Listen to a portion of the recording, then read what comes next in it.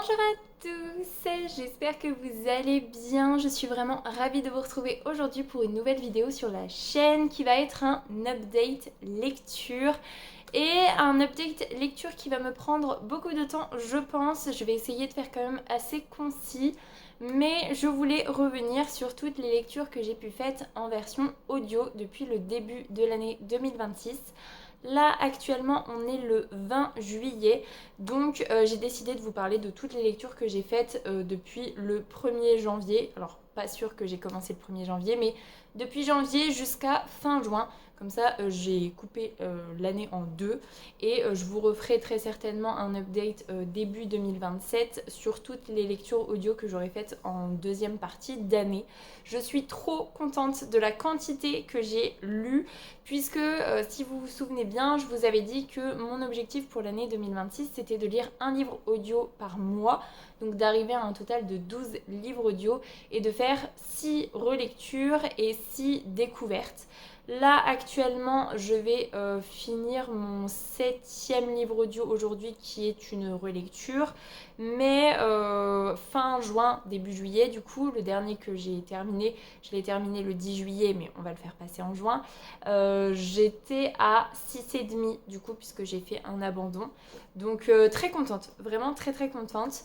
Et voilà, du coup, pour éviter que cette vidéo soit beaucoup trop longue, on va commencer tout de suite. Je me munis de mon petit carnet parce que j'ai besoin de me remémorer un petit peu tout ce que j'ai lu depuis le début de l'année, enfin de ce que j'ai écouté. Je vais certainement dire lu, mais en fait c'est écouté.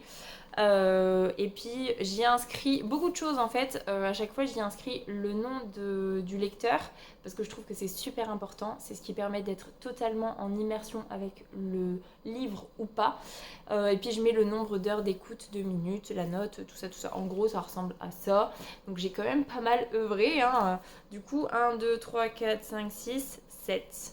Ah non, je suis à 7,5. 7,5, autant pour moi. Donc 7,5 sur la première partie de l'année, ce qui est vraiment pas mal.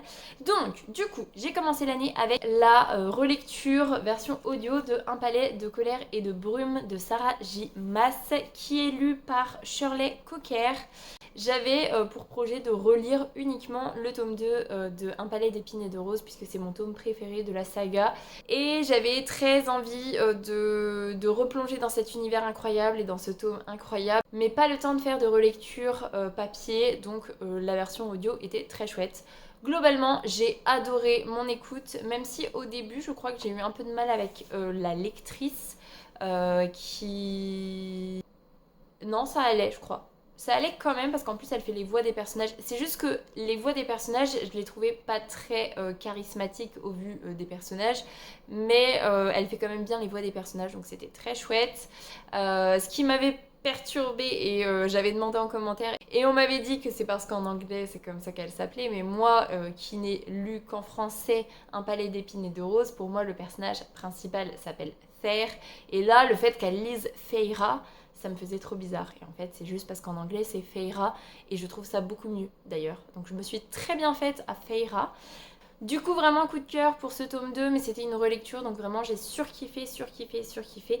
Et du coup, j'ai tellement surkiffé. Je fais la transition, même si c'est pas dans l'ordre chronologique, puisque c'est ma 1, 2, 3, 4...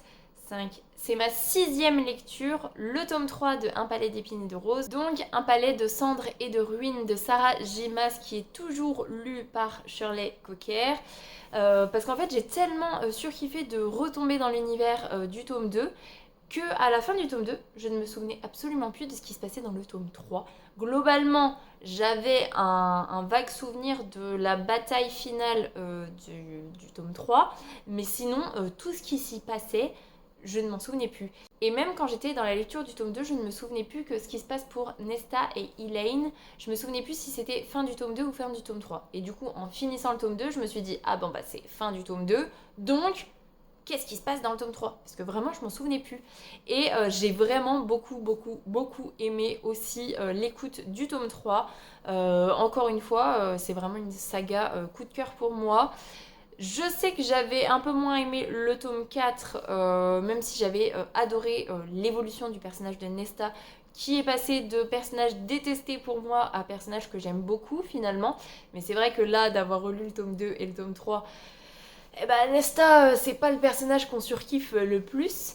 Donc j'ai très hâte de voir le tome du coup 5 et 6 qui vont sortir en fin d'année. Est-ce que ce sera aussi sur Nesta ou est-ce que ce sera sur Elaine? Est-ce qu'on va revenir sur Feyre? Je sais pas, mais en tout cas j'ai trop hâte de lire la suite qui sera lue en papier cette fois-ci. J'espère juste que le côté smut va se calmer un petit peu. Si c'est sur Elaine, j'ose espérer que oui, parce que je pense que au niveau de la romance, que ce soit avec l'un ou avec l'autre, je pense que ça peut être quand même beaucoup moins, comment dire, ça peut prendre beaucoup moins de place. En tout cas, je croise les doigts. Et si c'est encore Nesta, et ben priez pour moi que ça ne me dégoûte pas. En tout cas, que ça me biaise pas mon avis en fait. Bref, en tout cas, tome 2 et tome 3 de Un palais d'épines de rose, même en audio, c'est pépite. Du coup, après le tome 2, j'ai décidé de faire une lecture et non une relecture avec 8,2 secondes de Maxime Chatham, qui est lu par Kachou Kirsch, visiblement. J'ai beaucoup aimé ma lecture parce qu'on va avoir deux temporalités en fait. On a une enquête de meurtre avec GML, le grand méchant loup. Ça remonte au mois de février, donc mes souvenirs sont un petit peu flous. J'ai pas relu les résumés avant, tout ça, donc soyez indulgents avec moi quand même. Du coup, on a une enquêtrice qui va enquêter, finalement, elle rêve d'enquêter sur l'affaire de GML, donc du grand méchant loup, qui s'en prend à des femmes et qui, leur corps est dans un état pas possible à la fin, bref. Et finalement, même si c'est pas son job, même si c'est pas vraiment ce à quoi elle est affectée, de fil en aiguille, elle va du coup enquêter là-dessus. Donc on va avoir ce point de vue-là. Et en parallèle, on va avoir le point de vue de... Je n'aurai pas le nom. J'aurais envie de vous dire Laurence, mais peut-être pas du tout. Bref, on va avoir le point de vue d'une femme qui s'isole en fait dans un endroit où elle a une maison de famille avec un lac. Et on comprend qu'elle a perdu son mari et son fils dans des circonstances... Enfin, c'est un accident en fait. On sait que c'est un accident. Et on va essayer de voir comment elle essaye de se remettre de son deuil ou pas. Puisque globalement, ce qu'elle dit d'entrée de jeu, c'est est-ce qu'elle va réussir à continuer de vivre sans son mari et son fils, ou est-ce qu'elle va mettre fin à ses jours? Voilà. On sent tout du long que les points de vue sont reliés. Ils ne sont pas reliés, mais il y a un petit truc, puisque la femme qui s'isole, qui a perdu son mari et son fils, est romancière et elle va écrire un thriller qui, dans le peu de moments où on la voit écrire, fait beaucoup penser à l'enquête sur GML. Donc on a l'impression en fait pendant tout le roman que ça va être l'histoire en fait, et c'est comme ça que les deux points de vue sont liés. Et finalement, de fil en aiguille, j'ai eu peur, ça me plaisait beaucoup, surtout que la lectrice était très bonne. Mais ce qui me faisait peur, c'était que l'enquête sur GML, surtout, ce soit trop simple. Que vraiment Maxime Chatham tombe dans le cliché de l'enquête qui se résout comme ça parce qu'il y a tel truc et que tu te dis c'est trop évident en fait. Et en fait, il nous fait croire ça, et non, pas du tout. Donc j'ai pas du tout été déçue de la fin. Et du côté de... C'est pas Laurence, mais je sais pas pourquoi j'ai vraiment envie de l'appeler Laurence. C'est peut-être Laurence. Bref, je vous remettrai ici, si j'y pense, le nom du personnage principal de l'autre point de vue. Le final, je l'ai pas vu venir, et vraiment, enfin le final, pas trop final, parce que après il y a quand même pas mal de chapitres de son point de vue, mais j'ai trouvé ça vraiment trop chouette. Et voilà, j'ai pas vu venir en fait le lien entre les deux, vraiment concret, et j'ai trouvé ça trop cool. Donc je vous conseille 8,2 secondes de Maxime Chatham, et j'ai été trop contente de savoir exactement ce que ça voulait dire 8,2 secondes. Je ne vous en dis pas plus si vous avez envie de découvrir le roman, mais j'ai trouvé ça super chouette, donc voilà. Ensuite, du coup, comme c'était quand même un gros bébé, un palais de colère et de brume, j'avais décidé de poursuivre avec une découverte avec Les belles promesses de Pierre Lemaitre, qui était lu par Pierre Lemaitre. J'ai abandonné après 2 heures d'écoute, donc voilà.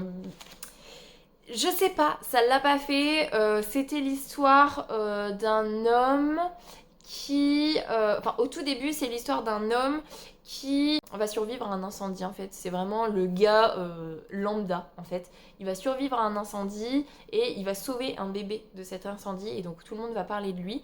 Mais en parallèle, on voit que le frère de cet homme-là, il trouve ça bizarre parce que souvent, il a été dans des situations qui ont été dramatiques où il y a des personnes qui sont mortes autour de lui.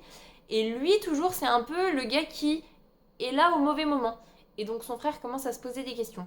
Et moi, j'ai arrêté ma lecture à 2 heures d'écoute au moment où ça switch de point de vue dans un truc qui n'a rien à voir. Je me souviens même plus de quoi ça parle. J'imagine qu'il y a un lien qui va se créer, mais je sais pas, j'étais pas emballée par l'histoire. Les personnages, je les trouvais pas assez attachants. Et même si Pierre Lemaitre lit très bien, voilà, ça m'a pas suffi pour poursuivre. Donc voilà, je suis passée à autre chose. Et de poursuivre encore avec une découverte, et cette fois-ci avec une recommandation de ma copine Mélanie qui ne lit pas du tout le même type de roman que moi, et donc là en audio je me suis dit ça va passer tout seul, avec Kilomètre Zéro de Maud Ankawa, donc lu par Camille Lamache. Là c'est un peu un roman de développement personnel, on va suivre Maëlle, je me souviens de son prénom, qui va rendre un service à une de ses meilleures amies qui est malade du cancer et elle veut récupérer une méthode pour essayer de guérir qui se trouve au Tibet, je crois, j'espère que je ne vous dis pas de bêtises. Donc elle va partir et il faut savoir que Maëlle c'est quelqu'un qui est très dévouée à son travail, elle lâche rien, elle profite pas tant de la vie que ça, et ce voyage au Tibet en fait va lui permettre de voir la vie différemment, de prendre les choses différemment. Il y a tout un travail sur l'ego et j'ai trouvé ça incroyable. J'ai moi-même, après avoir écouté Kilomètre Zéro, essayé de changer ma façon de voir les choses, de me dire que dans certaines situations, si je prenais aussi mal ce qu'on me disait ou certains commentaires, c'était toujours en lien avec moi en fait. Et que je pouvais ne pas le prendre mal, c'est juste que ça faisait résonance à quelque chose qui faisait partie de moi. Et du coup, c'est tout un travail là-dessus. J'ai essayé aussi de changer mon discours par rapport à ma fille sur des situations pareilles qui l'impactent énormément. Voilà, j'ai essayé de changer un petit peu mon discours, tout ça. Donc voilà. J'ai trouvé ça très chouette, c'était très dépaysant parce que bah voilà, on a vraiment l'impression de voyager avec Maëlle et les préceptes qui sont véhiculés dedans et sont vraiment trop bien. Donc je vous le conseille, c'était très agréable. C'est typiquement le genre de roman que je ne lirais jamais en papier, mais en audio, c'est passé tout seul. Et en plus, il n'était pas très long. Il faisait 9h17, donc franchement pas trop long. C'était assez chouette, donc voilà. Je venais d'écouter deux livres audio découvertes plus un que j'avais abandonné, donc je me suis dit je vais partir sur une relecture qui m'a fait trop plaisir avec Les âmes vagabondes de Stephenie Meyer, lu par Isabelle Miller, que je n'ai pas trop apprécié en lectrice, mais j'aime tellement Les âmes vagabondes, ça m'a fait tellement plaisir de retomber là-dedans que je l'ai dévoré. Je cherchais chaque seconde où je pouvais écouter, alors que souvent j'ai du mal, par exemple quand je fais la vaisselle, souvent j'ai déjà mis mes gants de vaisselle et je me dis oh j'ai pas mis mes écouteurs, j'ai pas lancé mon livre audio, c'est trop dommage. Quand je plie le linge, c'est pareil, c'est trop dommage de ne pas penser à ça. Et ben là je peux vous dire que Les âmes vagabondes, j'y pensais à chaque fois, j'avais envie de colorier tout le temps pour pouvoir écouter à fond, c'était trop bien, mais en même temps c'était peut-être la 16e fois que je le lisais, bon, d'une façon différente. Et je l'ai écouté encore à partir du chapitre 15, je crois. Donc quand Mélanie et Vagabonde sont dans le désert et que Jeb va les retrouver. Si jamais vous ne savez pas ce que c'est Les âmes vagabondes, c'est un roman de science-fiction qui voit en fait la Terre se faire coloniser par les âmes qui viennent en fait, c'est des petits, alors ils appellent ça des mille pattes qui viennent s'insérer au niveau de la colonne vertébrale des humains et qui prennent en fait la place des humains pour créer une sorte d'utopie où il n'y a plus du tout de violence, que ce soit physique ou verbale. Les âmes, c'est vraiment des entités qui sont douces, qui voilà en fait qui veulent rendre le monde meilleur et qui veut laisser le monde tel qu'il était de base. Il retire juste tout ce qui est violence, mais sinon le monde continue quand même de fonctionner comme il faut en fait. Et nous on va suivre justement Vagabond qui va être inséré dans Mélanie, et en fait il se trouve que Mélanie n'est pas effacée comme tous les autres humains qui sont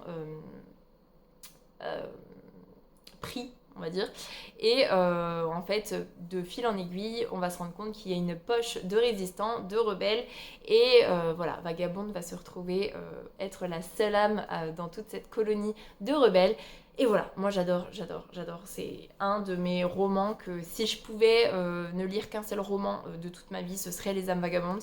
Et le grand regret de ma vie, c'est que la suite n'ait jamais été publiée en fait. Puisque Stephenie Meyer qui avait dit qu'il y aurait une suite, et d'ailleurs il me semble que dans l'épilogue c'est marqué à suivre, et ben voilà, elle a jamais écrit la suite, donc voilà, c'est tout. Ensuite, après Les âmes vagabondes, j'ai fait Un palais de cendres et de ruines, donc voilà, je vous en ai parlé. Et ma lecture audio du mois de mai et du mois de juin, que j'ai abandonné, mais finalement pas tant que ça, je vais vous expliquer pourquoi. C'est le tome 1, partie 1 de La Roue du Temps de Robert Jordan, donc c'est L'œil du monde. C'est lu par Arnaud Le Ridan. Donc moi j'ai écouté que 17h18. Et en fait il se trouve que dans ma bibliothèque j'ai le tome 1, partie 1 de La Roue du Temps. Moi j'ai pris le tome 1 complet, donc partie 1 et partie 2. Et au moment où j'ai décidé d'abandonner ma lecture, je me suis dit je vais regarder quand même sur mon tome 1, partie 1, où est-ce que je me suis arrêtée. Est-ce que je l'ai lu complètement? Est-ce que j'ai dépassé la lecture du tome 1? Ou est-ce qu'il me reste quelques chapitres, et auquel cas pour ma santé mentale je vais poursuivre un petit peu mon écoute. Et ce qui est incroyable, au moment où j'ai décidé de dire stop, j'arrête, et ben c'était la fin du tome 1, partie 1. Donc globalement, j'ai quand même validé ce tome-là. Et d'ailleurs, c'était un de mes objectifs de l'année 2026 de découvrir La Roue du Temps. Et donc si ma maman passe par là, puisque je n'ai toujours pas annoncé à ma maman que je ne poursuivrai pas La Roue du Temps et que je n'ai pas accroché à La Roue du Temps et que j'en suis navrée. Je la vois dans pas très longtemps, je pense qu'on va pas mal en parler. Globalement, La Roue du Temps, c'est une quête pour essayer de fuir un village qui a été attaqué par des Trollocs, qui sont des créatures qui veulent s'en prendre à Rand, Mat et Perrine, qui sont recherchés par le Ténébreux. Et donc il va y avoir Dame Moiraine, qui est une Aes Sedai, donc une magicienne, qui est au village à ce moment-là et qui va emmener les garçons avec elle pour essayer de les emmener à la cité des Aes Sedai pour les protéger du Ténébreux. Voilà, globalement c'est à peu près ça. Et cette quête, du coup, il va y avoir Moiraine et Lan qui est son champion. Il va y avoir les 3 garçons. Il va y avoir Tom, Merilyn, donc j'ai quand même pas mal les noms. On va avoir Tom qui est un trouvert. C'est un trouvert, Tom? Oui, c'est possible que ce soit un trouvert. En gros, un ménestrel. On va avoir Dame, je sais plus comment elle s'appelle, et qui est la grande dame du village de Rand, tout ça. Et on va avoir la jeune fille qui s'appelle Egwene. Voilà, j'ai quand même les prénoms. Et en fait, alors, le lecteur est très bon. Ça, clairement, il est vraiment très bon au niveau des voix des personnages. On sait tout de suite à qui on a affaire. L'ambiance, elle est top. Vraiment, l'univers, on sent que c'est travaillé de fou. Effectivement, je comprends que Brandon Sanderson ait terminé la saga de La Roue du Temps une fois que malheureusement Robert Jordan est décédé, et il a décidé en collaboration avec la femme de Robert Jordan de finir cette saga iconique que tout le monde a, bon peut-être pas tout le monde a lu, mais voilà, qui est iconique. Je comprends totalement pourquoi, parce que voilà, on sent que l'écriture elle est travaillée de fou et tout, mais ça ne l'a pas fait pour moi. Parce que je ne trouve aucun des personnages attachants. Je ne me suis attachée à aucun personnage. Et il y a un moment donné dans ce tome 1, première partie, où le groupe va être séparé, où ils sont souvent en danger. Et en fait, j'en avais un peu rien à faire. Voilà. J'avais pas une frénésie de lecture, j'avais pas envie d'aller écouter. J'avais plus envie de changer de livre audio pour essayer de me remettre à l'écoute d'autres choses. Donc, je sais, j'ai vu passer partout qu'il fallait s'accrocher, que effectivement le début c'était un peu long, mais qu'après ça allait être trop bien et tout. Et en fait, j'ai pas trouvé que c'était si long que ça le début. J'ai juste trouvé que je me fichais un peu de tous les personnages. Vraiment, j'ai réussi à m'attacher à personne et savoir ce qui leur arrive. Et ben en fait, je me suis rendu compte que si je savais pas ce qui leur arrivait, c'était pas grave parce que vraiment voilà, je m'en fiche complètement. Donc, je suis contente d'avoir testé la roue du temps. Je suis contente d'être arrivée à la fin du tome 1 première partie. Donc ça, c'est cool. Ça me permet de valider un objectif de mon année 2026. Mais malheureusement, je m'arrêterai là. Et voilà. Voilà. On passe du coup. Et là, je me rends compte que j'espère que je suis pas partie dans tous les sens. Mais je suis pas si longue que ça niveau filmage. On finit avec la dernière lecture audio que j'ai faite à cheval entre juin et juillet avec Misery de Stephen King. Ça faisait des années que je voulais le lire, enfin en tout cas l'écouter, qui était lu par Marie Bouvier.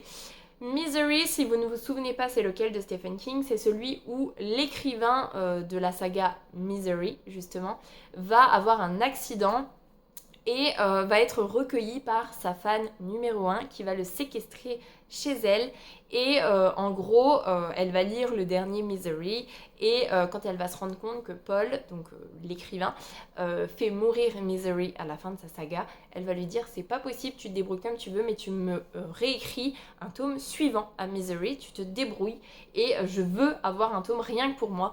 Donc il va vivre dans des conditions atroces, il va vivre des choses atroces parce qu'il a ses jambes qui sont dans des états catastrophique, il va devenir addict aussi aux médicaments parce que comme c'est une ancienne infirmière, elle va lui donner des médicaments et petit à petit en fait dans l'histoire on va comprendre qui est vraiment le personnage de Annie Wilkes, qu'est-ce qui fait qu'elle en est arrivée là et voilà globalement. J'ai adoré mon écoute. Vraiment, c'était trop bien. C'est pas un coup de cœur parce que j'ai été un petit peu déçue de la fin, mais au vu de l'histoire, c'est un peu normal que la fin soit comme ça. Ça se finit un petit peu en queue de poisson, mais voilà, parce que l'histoire, c'est normal qu'elle se finisse comme ça au vu de la fin de la captivité de Paul, c'est normal que ce soit un peu comme ça. Mais sinon, toute la partie de la captivité, j'ai trouvé ça génial. J'ai trouvé ça incroyable, le fait que Stephen King, vraiment, j'avais trop envie de savoir quand c'était Paul, sa captivité, tout ça, les petites choses qu'il va mettre en place pour essayer de s'en sortir. Vraiment, ça, c'était trop bien. Et il y a des moments où on est sur le tome de Misery qu'il est en train d'écrire. Nous, on n'a lu aucun des tomes de Misery. On ne connaît pas Misery. Et en fait, quand on lit des passages de celui qu'il est en train d'écrire, et ben en fait j'étais à fond dans l'histoire aussi, j'avais trop envie de savoir ce qui allait se passer, tout ça, et je trouvais l'histoire vraiment trop cool. Donc je trouve que c'est un talent de faire aimer une histoire qui n'existe pas vraiment dans l'histoire qu'on est en train de lire. Incroyable. Trop cool, vraiment trop cool. Et la folie, que ce soit la folie de Annie, qui est complètement barge, hein, de toute façon, pour séquestrer quelqu'un dans sa chambre d'amis pour qu'il lui écrive un roman, on est barge, clairement. J'ai trouvé ça super bien fait. Et j'ai trouvé ça trop cool aussi, la folie de Paul qui va petit à petit se mettre en place au fait de sa captivité qui dure. Et au vu des circonstances, il se rend compte que potentiellement, il sera jamais sauvé. En fait, personne ne viendra jamais le sauver. Et donc, sa santé mentale s'en voit diminuer progressivement. J'ai trouvé ça incroyable. C'est prévu que je regarde l'adaptation. J'avais prévu de le faire cette semaine pendant que ma petite chérie n'était pas là. Je ne sais pas si je vais le faire cette semaine ou pas. Mon chéri m'a dit que ça avait très certainement mal vieilli. Et je vous cache pas qu'il y a des scènes qui sont d'un gore. Et il y a des scènes que j'ai écoutées juste avant de passer à table. Je vous cache pas, pour ceux qui l'ont lu, la scène où le jeune flic arrive chez Annie. Ah, je ne sais pas si elle est dans le film, mais je peux vous assurer que je n'ai pas envie de voir cette scène dans le film parce que rien que ça, juste avant de manger, je peux vous assurer que j'étais pas très bien et j'avais plus très faim.